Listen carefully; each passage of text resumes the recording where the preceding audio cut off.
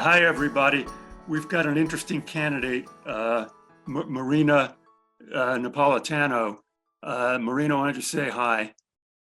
Hey guys, thank you so much for having me on. Okay. And thanks for joining us on Fridays with Sandy. Right. What we got is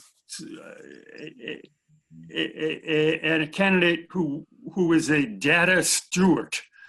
She may explain what that is. At State Street Global Markets, that's a big bank in the Boston and possibly all over the world.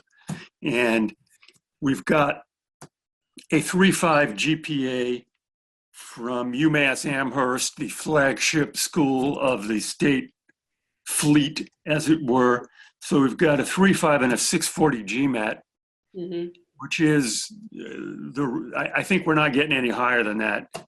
She's taken it a number of times. That's what we got. So like her, love it or not, we got a 640. Okay. And you're a poet, right? Your undergraduate degree is in? Anthropology and resource economics, but if you pay attention to my GMAT scores, definitely a poet. Great. So you're like me. Oh, yeah. Well, this becomes important. One thing people advise you if you have a lowish GMAT score is to take like quant courses or take stats or economics. Have you thought about doing that? I actually have a ton in my undergraduate record. I have a bunch of finance courses, a couple of accounting courses, a couple of stats courses, and I have A's and maybe a couple of B's in all of them. Okay, you got to highlight that. That's important because that you have to write this little essay that my GMAT score does not predict my success at your wonderful business school. Yeah. I've taken quant courses like stats, yada, yada, yada, and did very well in them. Yeah, okay. Good. And what about your target schools? What are you hoping to, where are you hoping to go? Honestly, right now, I'd say my top school is UT Austin. I think if I'm taking the GRE in another week, if I can bump my scores up a little bit, I may have a decent chance at Cornell given great essays.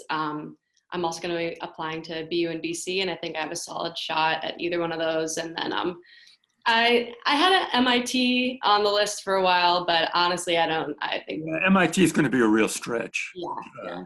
Given the work history and the statistics. Okay, of your schools, BC and BU, John, which one of them is easier to get into? Just a little test here. I think they're both roughly the same.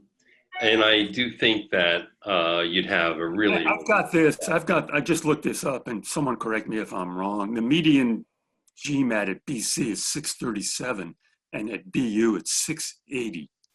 Yeah. So that's a real difference. The GPA is kind of the same at 3.3. And the websites at BU and BC they really break out who applies, what percent of women get in, what percent of males get in. So those websites are very informative. Yeah.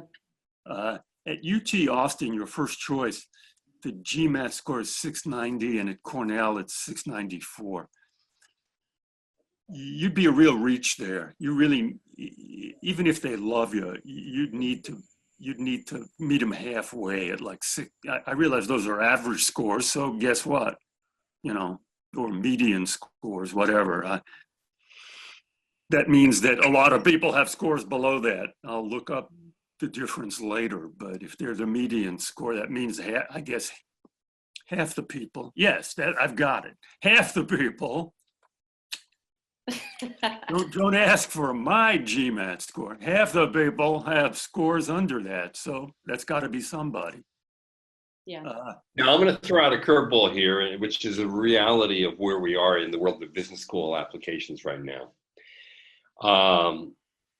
Many of the most highly ranked schools have dipped lower in the applicant pool for women and have stolen very good applicants from schools like UT, BU, BC, and that has forced the female enrollment way down at levels not seen in 10 or 15 or 20 years. Some of these schools are in the 20% range now, 25, 28. where they used to be a full third. And so what I'm going to tell you is that even though you may be below a median, there's going to be a whole different game being played for you because there's so much pressure also to reach gender parity today. Wow. This year, for the very first time, USC hit gender parity, the first prominent school to do so in their full-time MBA program. They're enrolling 52%. Kellogg hit a new mark of 46%, which is above the previous mark set by Wharton and Tuck last year at 44. So there's tremendous pressure on schools to up their game. And I really think that you're going to be surprised with Cornell and UT because of this phenomenon. Interesting. Well, That's my assessment. bad news for someone is good news for someone else. John, Yeah. we count on you to know that. Is this information you get from visiting these schools and they let you in? Yeah, and by They just really never do tracking with me. closely. I mean, there's really like a significant push to get gender parity. And what's happening is the schools with the money and the resources are taking applicants away from schools that have less resources. Wow. And so those schools are going to be much more, I think, generous with both scholarship money and more open at holistic reviews of applicants than they had been before. Great. Okay, Marina, you list your job here as State Street Global Markets data steward Yes. officer. Yes. You've got to be able to explain what that means. Yes. You And can I try can. it here, but if at some point you got to get this right. This is okay as a practice, but let's hear it. So big bureaucratic institutions like State Street, especially one as old as State Street, have a lot of data that's kind of You got to get your game face on. Rolling your eyes like that in an interview is a kiss of death. I don't mean to. I'm serious. Fair enough. Okay. Well, they have a lot of data. State Street has 275 years worth of data, and it's all spread out through systems grown organically that don't talk to each other or talk to each other badly.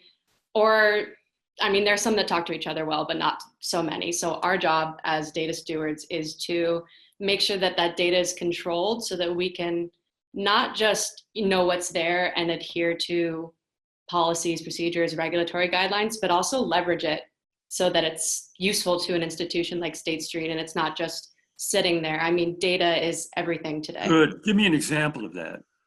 That's a good answer if it were compressed. An example. So actually what the other half of my team does is automation and analytics. And with Analytics? Yes, automation and analytics. So Analytics or analytics? Analytics. Analytics. I thought I almost heard a new word there.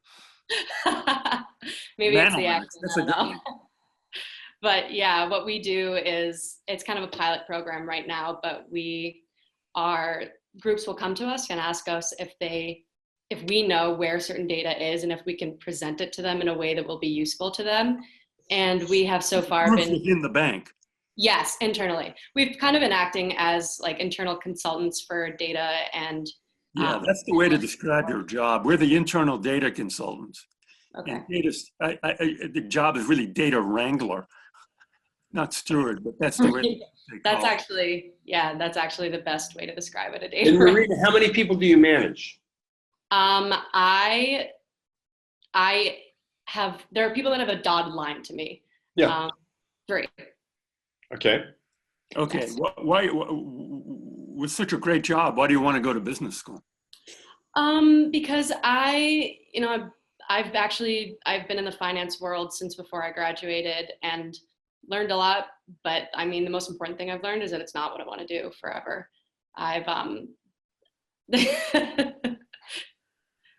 That's, John, that is or is not a good way to present yourself.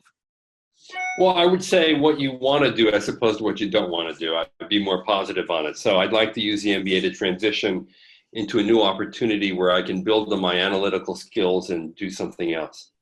Okay. And you are in an incredibly hot area. Data analytics is where it's all at. There's so much action in there. Recruiters are really looking but for. what do you want to do, Marina? Yeah. What do you want to do? Marketing, from the research I've done and the people I've talked to at various schools, marketing and specifically brand management. And you want to use data analytics Now you're talking. to do marketing at the most sophisticated level possible. Yeah, So I think that could be at a tech company. It could be at a CPG company. Yeah. Yeah. There's a gold mine of data and understanding. I mean, there's a gold mine in understanding the data of the way people buy things and respond to brands. So that's why. That's a good talking point for you. That's a good button. I want to transition, as John says, from, an internal consultant to, using data for marketing. And the companies I'd like to work for are companies like this, and this. And, I think, I'm impressed by a campaign like one you'll find out later that used a lot of data to do A and B. You need to have that wrap really down. And Marina, would you be inclined to work for a CPG company or a tech company? I'm honestly not super married to one. I don't know if this is the right answers that admissions officers want to hear, but for you guys, I'm not super married to an industry. Not married is an answer that a lot of people like to hear, including admissions officers. Okay. Now explain that, Sandy. Why would that be the case? Because it means you're open. You see, if you said I'm married to consumer marketing, that sometimes reads like you're afraid of the other thing. Okay. Yeah. Or you have fewer options in which a school can place you. That's true too. Yeah. Good point. Yeah. So that's the way I'd present yourself. And you need little buttons like, well, here's what I do. I'm a data wrangler at the bank. We've got legacy data. We got data coming in every day. We're a bank. Data reigns on State Street. Okay. Me and my pals are the ones with the umbrellas and the pails. Okay. And let me tell you a project that we recently did. Okay. That's the way you describe yourself. And then you say, what I'd like to do is transition from that into a data-intense marketing job or a data-intense marketing job for a tech company or a consumer products company. Yeah. And that I admire are this company and that company. You got to get that wrap when you go speak to these people. Have you ever been to a forum where these schools presented? One so far, and I'm actually going to the Forte Forum in Boston tonight. So. Oh, great. Okay, the Forte Forum is for women? Yes. Yes. Okay, and the schools present? Yeah, well, there's a panel, but mostly it's just booths. Yeah. Yeah, okay. You need that wrap for the booth. John, can you score points at the Forte Forum? Or is it just shopping? Having sat in a few admission committee meetings, I will tell you that people do remember you. And when your name comes up and you're presented in a meeting, they'll say, yeah, I met this candidate, in addition to having maybe if they did an interview with you, fine. But they will actually remember you from events. Okay. And some of them do take notes. There you go. $1 million worth of advice. Yeah, seriously. So you need your game face on there. It's not just a meet and greet. Yeah, no, absolutely. I mean, to me, everything's evaluative. Good. Yeah, it's really true. Well, it's evaluative, but it's also... Now, what about extras? What about extracurriculars? So I'll go from college forward in time. I started in college as a founding member of an all-female a cappella group, which actually I was the marketing and gig manager for. So yeah, that's a great essay story. Yeah. Yeah. Okay. I actually got us noticed by a TV show, Pop TV. That's. I'm impressed. Okay. That's all I need. Almost. And anything else? Yeah. Post-college, I have had a lot of volunteer involvement with a charity organization that helps grieving children who have lost a parent, primary caregiver, or sibling. Because I was actually a camper when I was 16. It goes up through age 17. And then once I was too old to be a camper, I started volunteering and being a big buddy to a grieving kid. That's been extremely rewarding for me. And I did a brief stint as a tutor for like inner city kids that are trying to apply to premier Boston high schools. Volunteer. Okay. So you're well-rounded, you're empathetic. That and 40 more GMAT points, you could be in the running at many of your target schools. Yeah. Well, actually, at many schools that are outside her target range, right? Oh yeah, John is here to. John, you're giving me hope. Yeah, John's got good news. Yeah. Well, I think you're right to take the GRE and see how you do on that. I think that's really a good idea. I will just say this. I know Sandy's going to agree with this. I hate your title, your job title, because anything with steward in it, it suggests it's a 1950s management job. And I mean, that in the vocabulary of business and management is so passé that I almost would be reluctant to give that title out. I run the marketing and communications mini program for my data stewardship group. And in those communications, I call us data guardians. I like that better. Like I like for, HR people. I don't. People evangelists. Steward and guardian are both wrong. It means there's a lot of data and you're standing in front of it with a gun. They want people who interact with data. Like a steward is someone who preserves the data. That's not something a business school is interested in. Data consultant. That's why wrangler is a better term, because it gives the sense of you're taking the data and you're pushing it around and you're wrangling it together and you're going, you go over there, you go over there. Wrangler's not perfect either. Consultant is internal consultant on data analytics. That's good. Right. Data, that's what you're really doing. But that gets to the essence of the work. State Street is kind of it has a reputation for being a kind of a hierarchical, old fogey kind of place. Is that true? Yeah, we're missing a whole generation in there. So half of it, it is. Oh, you mean you're reporting to people who are my age? Yes. Yes. Not John. Okay, here's the cool thing. Okay, you're a woman, you're in the banking industry, you're a poet, you've done some interesting extracurriculars. Clearly you have an interesting personal narrative. Given the target schools that you've put together, you're either close or in the pocket. And you have good goals in terms of wanting to leverage your data analytical skills with basic business skills in an MBA program to go to a marketing job. That's a good story. Yep, I'm a believer. Yeah. Thank you. And besides, you graduated from the same school that one of my daughters did. Really? A bachelor's and a master's from UMass at Wow. Amherst. So there you go. Good times. Okay, well, I think can we go to odds real quick? Let's do UT Austin McCombs. What do you say? I think at BC and BU, you're strong. Okay, those places. 40% plus. Yeah, well, they accept 40% of females who apply right off the bat. Yeah. So what do you think? 50% plus. I think you're better than the average applicant. So 50% plus. Yeah, 50% plus. UT Austin strikes me as, well, Cornell strikes me as the one where you're getting down to 30%. If you get the elevation as a female that John talks about, you could get in there. You meet them halfway with a better standardized test score. Yeah. And UT Austin is kind of the same thing, 40%. Okay.